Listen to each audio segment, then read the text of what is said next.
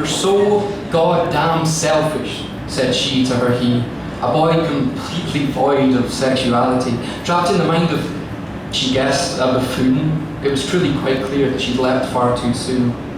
They walked hand in hand down a sunset strip with tailored bars and luxury cars and punk noses pierced with alligator clips. Blue lights and offshoots of flame, ostentatious, alluring, champing at the bit. 4 blocks along and 2 blocks down, he promised they'd find that which eluded Doc Brown.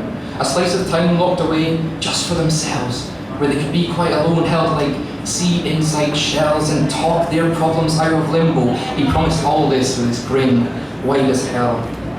2 blocks along and she felt something wrong. His hand had gone sweaty too, so too had his brow. Teeth grit and ready she began to drag, but so did he, except on a fag, drained to the butt and flipped down a drain, his hold on her hand resulting in pain. "What are you doing?" He finished it for her. "Don't you see, right now we both are the foreigner, and these people right here, they don't want us to stay. Stay close by me, babe, or they'll whisk us away." Then out of the dark loomed 1,000 eyes, all yellowed and sullied, cricket-like flick knives clicked by the dozen, and one man laughed and one woman shuddered. The steady path beneath their feet broke into rubble.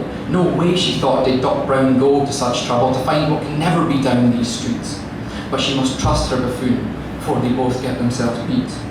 So she does, and she will, and with a helping hand from Lady Luck, they're in the clear with the moon singing silver songs to shaded pastures and rivers, forests. She shivers and loops on past city limits to a pocket of space, slice of time in tow.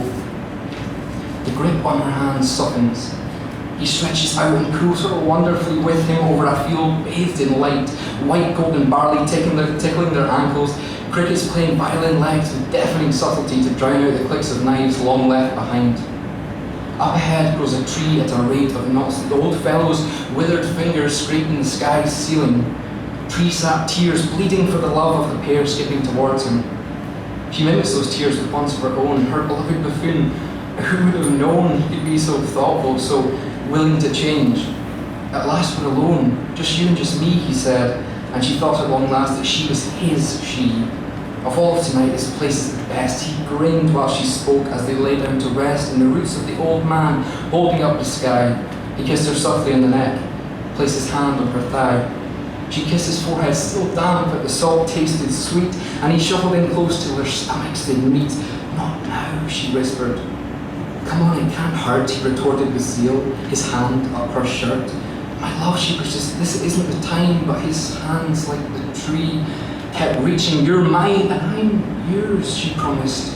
"But let's just wait." Still out of the darkness loomed these eyes filled with hate. She tried and failed to get up, not one time, but 2. He pressed her face hard into his, whispering, "I love you, I love you."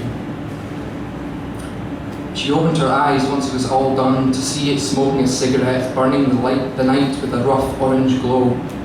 She was not in a field of green grass, nor of white golden barley, nor of mountainous trees. She was not there.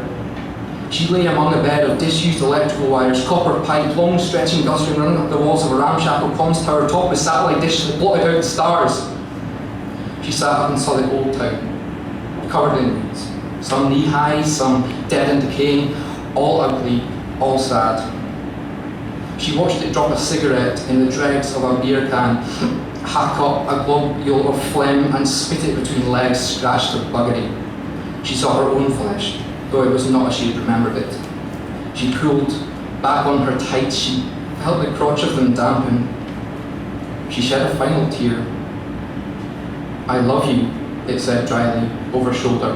"I do. I loved you," she said. It was belated, but true.